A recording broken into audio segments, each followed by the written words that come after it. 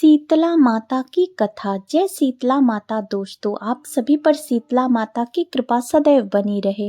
हर साल चैत्र मास के कृष्ण पक्ष की सप्तमी और अष्टमी तिथि के दिन शीतला माता की पूजा की जाती है और कथा का श्रवण किया जाता है।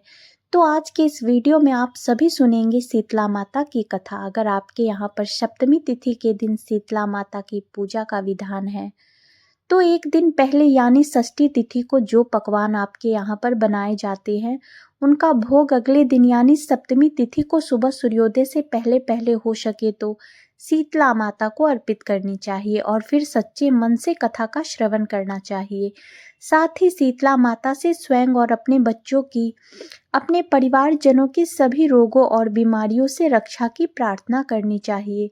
कथा का श्रवण करके भी शीतला माता की कृपा प्राप्त होती है। तो आइए शीतला माता की कथा का श्रवण करते हैं। एक बार शीतला माता ने सोचा कि चलो आज देखूं कि धरती पर मेरी पूजा कौन कौन करता है, कौन मुझे मानता है। यही सोचकर शीतला माता धरती पर राजस्थान के डोंगरी गांव में आ गई। वहां पहुंचकर उन्होंने देखा कि इस गांव में तो मेरा मंदिर भी नहीं है, ना ही यहाँ पर कोई मेरी पूजा करता है। शीतला माता वेश बदलकर गांव की गलियों में घूम रही थी। तभी एक घर के ऊपर से किसी ने चावल का उबला पानी यानी कि माड़ नीचे फेंक दिया। वह उबलता हुआ पानी शीतला माता के ऊपर जा गिरा, जिससे शीतला माता के शरीर में छाले पड़ गए। शीतला माता के पूरे शरीर में जलन होने लगी। अब शीतला माता, जो कि बूढ़ी औरत का वेश बनाए हुए थी, पूरे गांव में इधर उधर भाग भाग कर चिल्लाने लगी, अरे मैं जल गई, मेरा शरीर तप रहा है, जल रहा है, कोई मेरी मदद करो, कोई मुझे बचाओ। लेकिन उस गांव में किसी ने भी शीतला माता की मदद नहीं की। वहीं अपने घर के बाहर एक कुम्हारन बैठी हुई थी। उस कुम्हारन ने देखा कि अरे यह बूढ़ी माई तो बहुत जल गई है और इसके पूरे शरीर में तो तपन भी हो रही है, इसके पूरे शरीर में छाले पड़ गए हैं और यह तपन सहन नहीं कर पा रही। तब उस कुम्हारिन ने कहा, माँ तुम यहाँ आकर बैठ जाओ, मैं तुम्हारे शरीर के ऊपर ठंडा पानी डालती हूँ। कुम्हारिन ने फिर उस बूढ़ी माई पर खूब सारा ठंडा पानी डाला। इसके बाद वह शीतला माता से बोली, माँ मेरे घर में रात की बनी हुई रबड़ी रखी है, थोड़ा सा दही भी है, तुम दही और रबड़ी खा लो।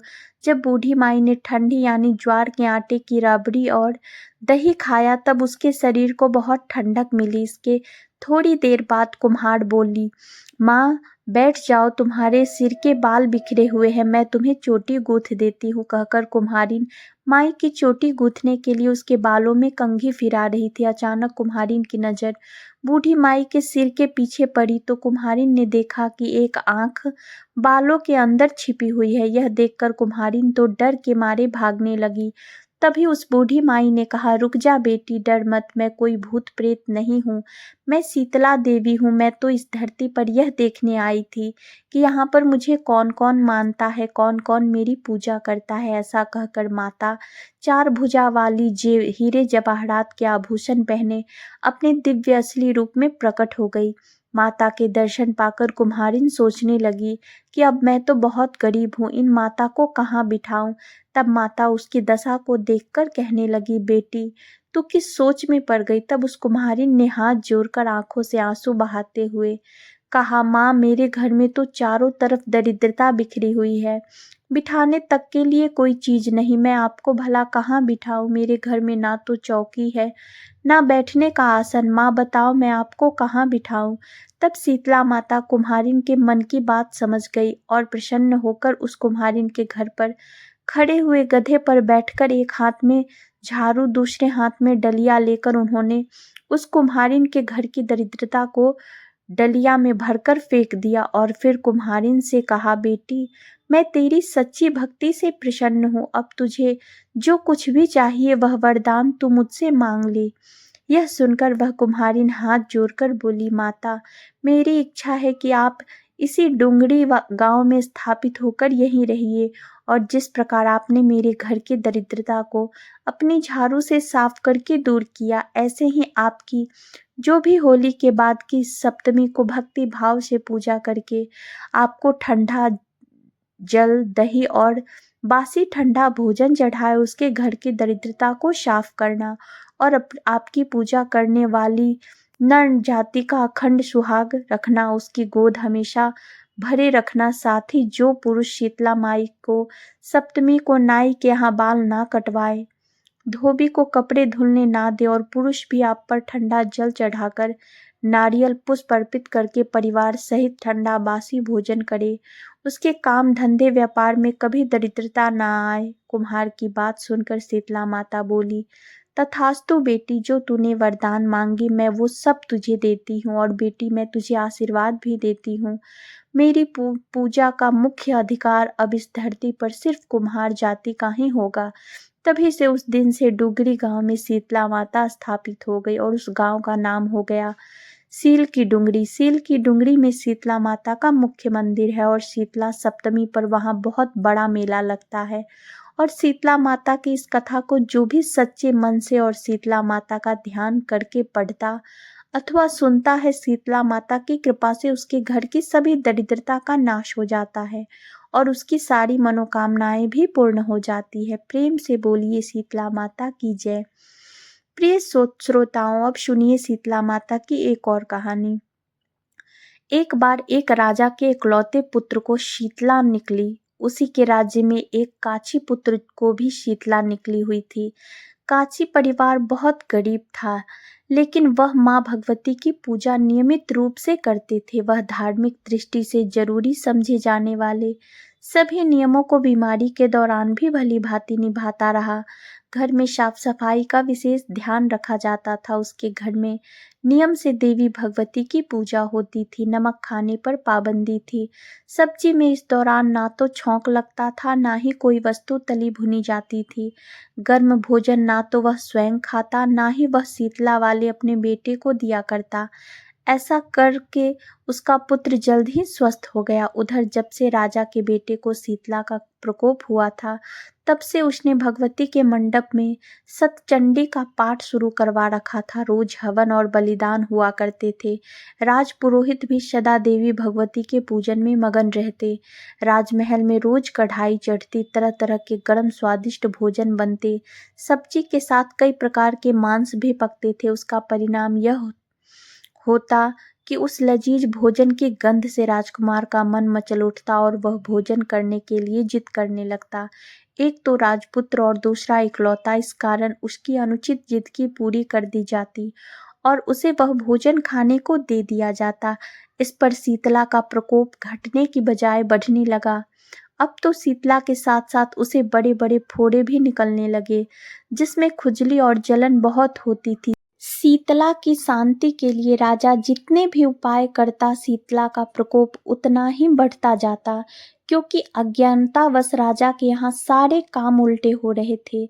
यह देखकर अब तो राजा बहुत परेशान हो गया। उसकी समझ में नहीं आ रहा था कि इतना सब कुछ करने के बाद भी शीतला का प्रकोप शांत क्यों नहीं हो रहा। एक दिन राजा के गुप्तचरों ने उसे बताया कि कांची पुत्र को तो शीतला निकली थी, फिर वह बिल्कुल ठीक हो गया। यह जानकर राजा सोच में पड़ गया कि मैं तो शीतला माता की इतनी सेवा कर रहा हूँ, पूजा अनुष्ठान में कोई कमी नहीं हो रही, लेकिन मेरा पुत्र अधिक रोगी होता जा रहा है, जबकि कांची पुत्र बिना सेवा पूजा के ठीक हो गया। पलंग पर लेटा हुआ राजा यही सब सोच रहा था कि सोचते सोचते उसे नींद आ गई। तभी श्वेत वस्त्रधारी देवी भगवती ने उसे स्वप्न में दर्शन देकर कहा, राजन, मैं तुम्हारी सेवा अर्चना से प्रसन्न हूँ, इसलिए आज भी तुम्हारा पुत्र जीवित है। लेकिन इसके ठीक ना होने के कारण यह है कि तुमने शीतला के समय पालन करने योग्य नियमों का उल्लंघन किया है। तुम्हारी ऐसी हालत में नमक का प्रयोग बंद करना चाहिए। नमक से रोगी के फोड़ में खुजली होती है। घर की सब्जियों में छौंक नहीं लगानी चाहिए, क्योंकि इसकी गंध से रोगी का मन उन वस्तुओं को खाने के लिए ललचता है। रोगी का किसी के पास आना जाना मना है, क्योंकि यह रोग औरों को भी होने का भय रहता है। इसलिए इन नियमों का पालन कर तेरा पुत्र अवश्य ही ठीक हो जाएगा। फिर सारा विधि विधान समझाकर देवी अंतर्ध्यान हो गई। प्रातः काल उठते ही राजा ने देवी की आज्ञा अनुसार सभी कार्यों की व्यवस्था कर दी, जिससे राजकुमार की सेहत पर अनुकूल प्रभाव पड़ा और वह जल्द ही स्वस्थ हो गया। अब तो राजा बहुत प्रसन्न हो गया। फिर उसने अपने पूरे राज्य में घोषणा करवा दी कि हर कोई शीतला माता की पूजा किया करेगा। प्रिय श्रोताओं, आज के दिन शीतला माता के अलावा भगवान श्री कृष्ण और उनकी माता देवकी का भी विधि विधान से पूजन करना चाहिए। मध्यकाल में सात्विक भोजन का भोग उन्हें लगाना चाहिए। ऐसा करने से केवल पुण्य ही नहीं मिलता बल्कि सारे दुख भी दूर हो जाते हैं। अब सुनिए शीतला माता की एक और कहानी। प्राचीन कथा के अनुसार एक बार एक बुढ़िया माई और उनकी दो बहुओं ने शीतला माता का व्रत किया। उन सभी को अष्टमी तिथि को बासी भोजन खाना था, जिसके चलते ही उन्होंने सप्तमी तिथि को ही भोजन बनाकर रख लिया था। लेकिन दोनों बहुओं ने बासी भोजन नहीं करना था, क्योंकि उन्हें कुछ समय पहले ही संतान हुई थी। उन्हें लग रहा था कि कहीं ऐसा ना हो कि वह बासी भोजन करे और बीमार पड़ जाए। अगर ऐसा हुआ तो उनकी संतानें भी बीमार पड़ जाएंगी। तब दोनों बहुओं ने अष्टमी को बासी भोजन ग्रहण ना करके अपनी सास के साथ माता की पूजा की। इसके बाद पशुओं के लिए बनाए गए भोजन के साथ ही अपने लिए भी ताजा भोजन बना लिया, फिर उसे ग्रहण भी कर लिया। और फिर जब उसकी सास ने उन्हें बासी भोजन करने के लिए कहा तो उन्होंने टाल दिया। यह देखकर माता क्रोधित हो गई। अचानक ही उनके नवजात शिशुओं की मृत्यु हो गई। जब यह बात सास को पता चली तो उसने अपनी बहुओं को घर से निकाल दिया और दोनों अपने बच्चों के शवों को लिए रास्ते पर चली जा रही थी। तब वे एक बरगद के पेड़ के नीचे आराम करने के लिए रुक गई। यहाँ पर दो बहनें थीं जिनका नाम ओरी और शीतला था। यह सिर में पड़ी जुओं से बहुत परेशान थी। बहुओं को उनकी हालत देखकर उन पर दया आ गई। उन्होंने उनकी मदद करना चाहा और उन बहनों के सिर से जुएं निकाल दी, जिससे उन दोनों बहनों को सुकून मिला। तब उन दोनों बहनों ने बहुओं को आशीर्वाद दिया कि तुम्हारी गोद हरी हो जाए। ये सुनकर दोनों बहुएं बोली कि उनकी हरी गोद तो लुट गई है। तब उनमें से एक बहन जिनका नाम शीतला था, दोनों बहुओं को डांट लगाई और कहने लगी, पाप कर्म का दंड तो भुगतना ही पड़ता है। तब उन दोनों बहुओं ने माता शीतला को पहचान लिया।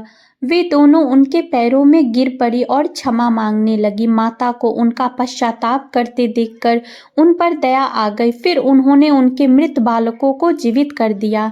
यह देखकर वे दोनों खुशी खुशी अपने बच्चों सहित गांव में लौट आई। इसके बाद से पूरा गांव शीतला माता को मानने लगा। हे शीतला माता, जैसे आपने उन दोनों बहुओं पर अपनी कृपा की, वैसे ही इस कथा को कहते सुनते और हुंकारा भरते सभी भक्तों पर अपनी कृपा बरसाना। अब सुनिए श्री शीतला अष्टकम का हिंदी अनुवाद। भगवान बोले, गर्दभ अर्थात गधे पर विराजमान दिगंबरा, हाथ में मर्जनी अर्थात झाड़ू और कलश धारण करने वाली, सूप से अलंकृत मस्तक वाली भगवती शीतला की मैं वंदना करती हूँ। मैं सभी प्रकार के भय तथा रोगों का नाश करने वाली उन भगवती शीतला की वंदना करता हूँ, जिनकी शरण में जाने से विस्फोटक अर्थात चेचक का बड़े से बड़ा भय भी दूर हो जाता है। चेचक की जलन से पीड़ित जो व्यक्ति शीतले शीतले ऐसा उच्चारण करता है, उसका भयंकर स्टक रोग जनित भय शीघ्र नष्ट हो जाता है। जो मनुष्य आपकी प्रतिमा को हाथ में लेकर जल के मध्य स्थित होकर आपकी पूजा करता है, उनके घर में विस्फोटक चेचक रोग का भीषण भय नहीं उत्पन्न होता।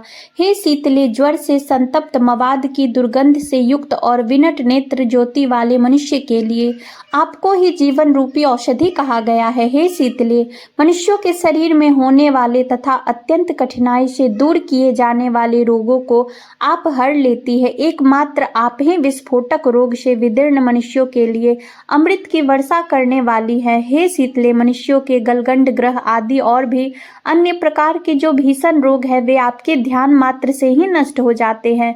उस उपद्रवकारी पाप रोग की ना कोई है ना कोई मंत्र है।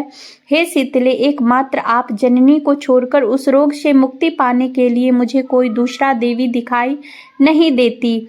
जो हे देवी, जो प्राणी मृणाल तंतु के समान कोमल स्वभाव वाली और नाभि तथा हृदय के मध्य विराजमान रहने वाली आप भगवती का ध्यान करता है, उनकी कभी अकाल मृत्यु नहीं होती। जो मनुष्य भगवती शीतला के इस अष्टक का नित्य पाठ करता है, उसके घर में विस्फोटक का घोर भय नहीं रहता। मनुष्य को विघ्न बाधाओं के विनाश के लिए श्रद्धा तथा भक्ति से युक्त होकर इस परम कल्याणकारी स्रोत का पाठ करना चाहिए अथवा सुनना चाहिए। हे शीतले, आप जगत की माता हैं। हे शीतले, आप जगत के पिता हैं। हे शीतले, आप जगत की पालन करने वाली है। आप शीतला देवी को बारंबार नमस्कार है। जो व्यक्ति रासप, गर्धप, खखड़, विशाख, नंदन, शीतला वाहन, दुर्गा, दुर्वा, कंद, निकरंतन, भगवती शीतला के वाहन के इन नामों उनके सामने बैठकर पाठ करता है, उनके घर में शीतला रोग नहीं होता है।